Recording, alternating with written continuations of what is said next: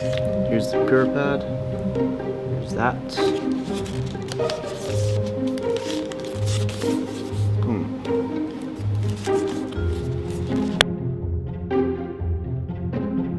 So a few years back, I made the Sheikah Slate, if you guys still remember this game. It's also for my phone, but that's been 6 or 7 years ago. And I got a new phone and there's a new game out and Hyrule needs saving again. So we will be doing the Purah Pad. To do this, you're gonna need to download this free vector program. I'll have a link down below. It's called Inkscape. Click on the link down below. It's gonna open up this file and you should have something that looks like this.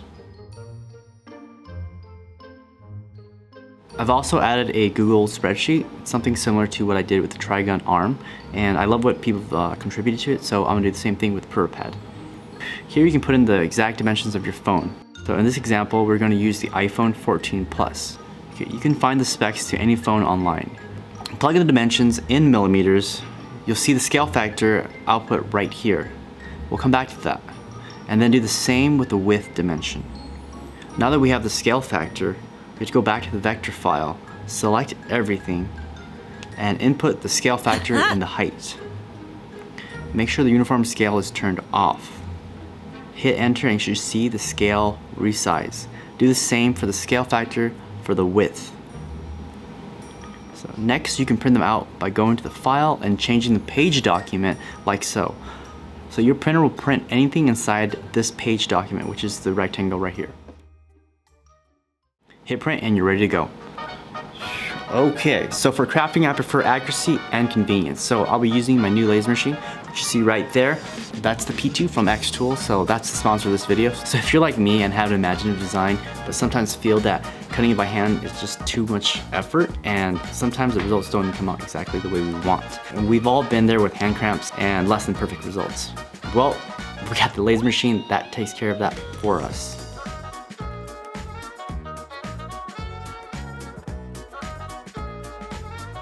And that's why I'm super stoked to introduce the P2 from Xtool. So this machine is a desktop laser machine.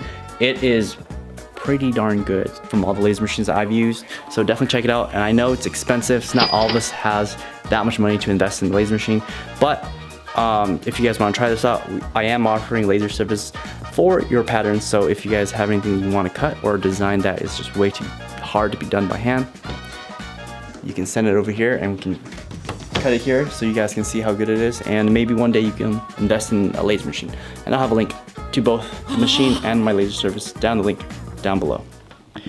Alright, so now that that's over, let's get back to this tutorial. So we're going to start by cutting out this 8mm centerpiece like so.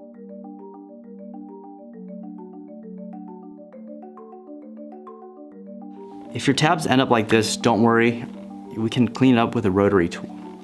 Before we move on, let's check if our phone fits. Here's a layout of all the pieces necessary to make the base of the Purah Pad. Pay attention to the sides with the marked details. This side should face the outside of the case. With the marked detail side facing down, you're going to stack the 8mm centerpiece on top like so. Using a trusty adhesive, contact cement, linked in the description, we are going to put the two pieces together. If you've never worked with contact cement before, this thing's amazing, but it's a little toxic, so make sure you wear your PPE, which is a respirator. Okay, but before we do that, let's secure this 8mm piece using some needles. I know some people are thinking this is gonna ruin the phone, but don't worry about it. We're gonna come back and sandwich this piece with another 4mm, so we won't see it. Now that we know the position, we can accurately apply glue without the concern of our phone getting stuck to the glue.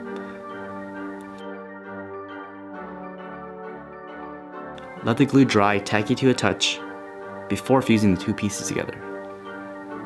I like to start at an edge detail and then slowly line up the pieces along the edge.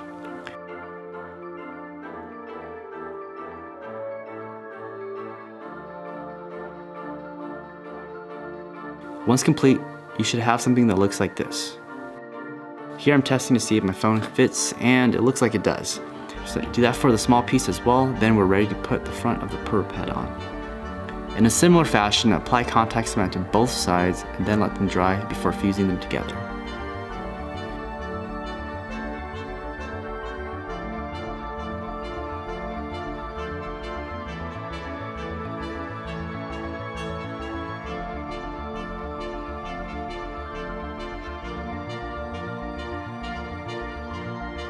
So that's pretty much it for the case, and now we just have to slap on all those little details we see on the Purah Pad. So for this tutorial, I used 4mm, but looking back at the tutorial now, I think 2mm would have been a better choice.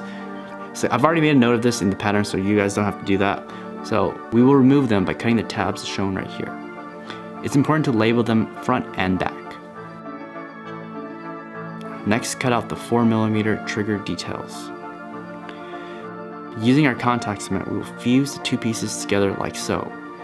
So I almost messed up here, so keep in mind the orientation of the trim.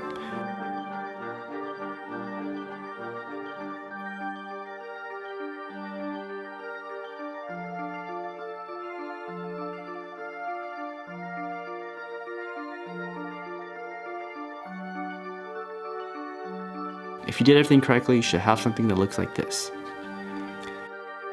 So we're not done with the front yet. We still have the 2mm details. This piece will sit at this corner and the matching trim will sit on top like so. But to attach this trim, it's a little tricky, so we'll come back to this. But before we do, let's take care of this detail first. This detail piece has its own details. Start by removing these circular details like so. Then match the trim accordingly. We'll glue them using contact cement.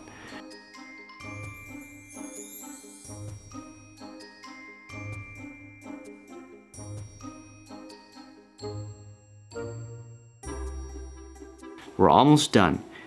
Here we have these little circles that will fit on the buttons we just made. For convenience, we'll attach them using super glue.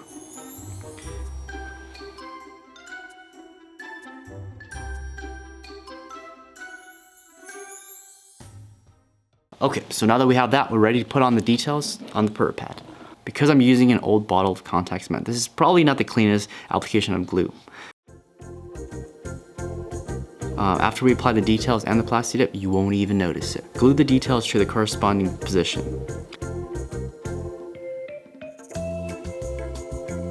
Okay, so I could have made the trim detail like a slap-on detail, which is super easy, but I decided to make this a little bit hard, so bear with me here. In order to do that, not only do we have to apply contact cement to this side of the trim, but also to this end of the trim. Apply glue to this extended part on both ends. Then join the end of the trim to the extended part like so.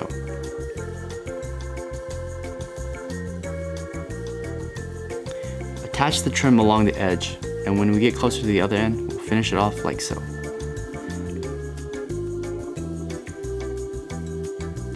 It's a little extra, I know, but it's a nice touch to the finish. Thankfully, the next detail will be straightforward to stick on. To apply this piece, we'll use contact cement to the marked details. Okay, so now that we're done with the front, we're ready to do the back. It's very similar, except I will highlight that the back trim has these markings. These markings are meant to be cut out so we won't apply glue to these regions. Once we attach the trim, we can cut out the details like so.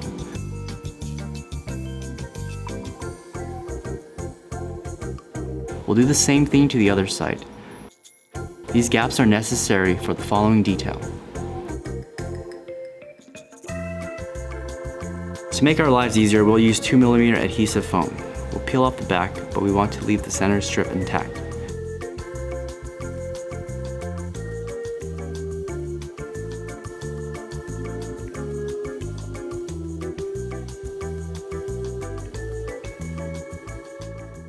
Okay, so I'm gonna stop you guys right here because you guys can see me struggling and I don't want you guys to do this. So let's do this one more time.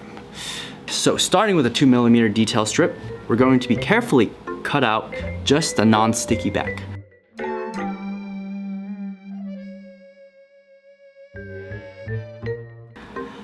Then carefully peel off the negative. The center strip should be the only region with non-sticky back.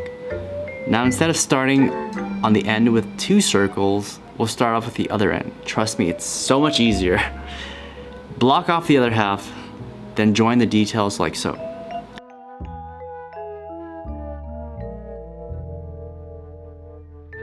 Trust me, you don't want to rush this part. With some patience, you'll have something that looks like this. Now we'll come back and remove the tab from the foam. Now, if you did everything correctly, you should be able to remove the center strip without any issues.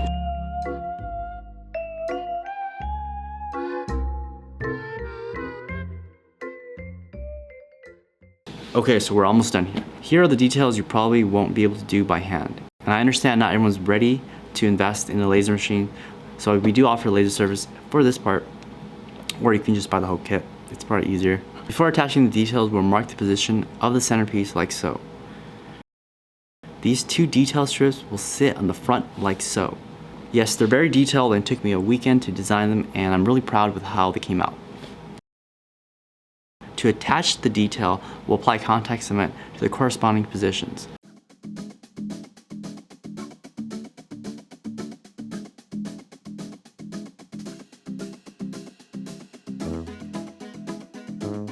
Let them dry tacky to a touch before carefully laying the pieces together. Here's a tip: when you get to the wrapping part, you want to line up the position of the rear first before securing the position.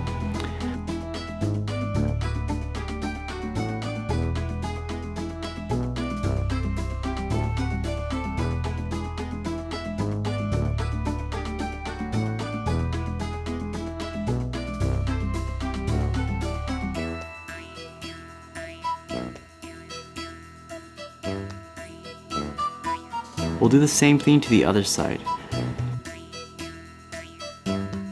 All that's left to do is put on the center ring. And I know some of you may ask, where am I gonna get this eyepiece? Well, it's not mine to model, so I can't give that away, but you can definitely get them at the store that I got it from in the link down below. There's one final detail before we start painting. These small strips will be used to make the white strips we see here. You can add some dimension to them by using a rotary tool, but it's not necessary. You see all those marking details? Yes, you guessed it, those strips are gonna sit along those positions. Remember when I said you won't even be able to tell? Well, this is what I mean, because we're just gonna put glue all over the place now.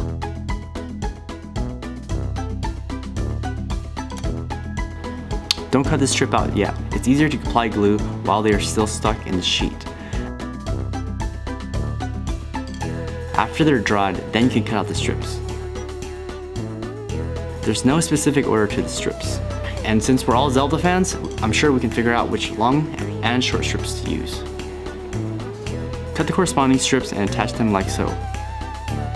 If you end up with a longer strip, you can snip off the end with a pair of scissors. You'll have extras, so don't worry about messing up. If you've never worked with EVA foam, before we plasti dip, we always heat seal it with a heat gun. I know already that some of you will ask if you can use a blow dryer, and the answer is unfortunately no. So you want to be careful when you heat seal though, because overheating can cause the foam to shrink or undo the contact cement. So here's the plasti dip and here's the Purah Pad after 2 coats. It's ready to be painted. Thankfully, most of the Purah Pad is black, so we'll only need these colors. So I'm going to start by applying the gold first. Just squeeze a little bit on the scrap board if you don't have a paint palette. Liquitex is my favorite acrylic paint because not only does it carry various colors, the pigmentation is also rich. If you've never worked with acrylic paint before, you'll realize the paint comes on a little thin. You'll need multiple coats to produce the full color. So here's a tip: if you use a blow dryer, you can speed up the process between each coat.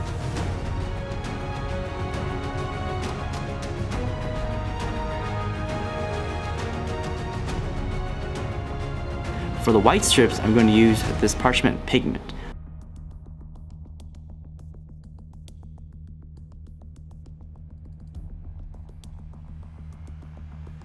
Then for everything in between, I'm going to use cadmium orange.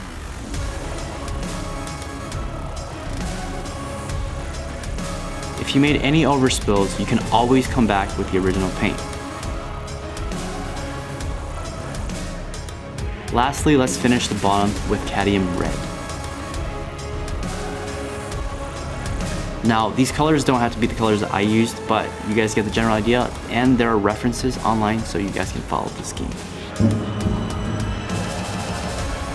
And that's it. I hope you learned a thing or two or feel inspired to do something with your phone using this method. If you like this video, make sure you hit that like button. Once again, I have links to everything I used in this video down below, so if you're interested in that, you guys know where to check. Much love, and I'll see you guys in the next one. Bye.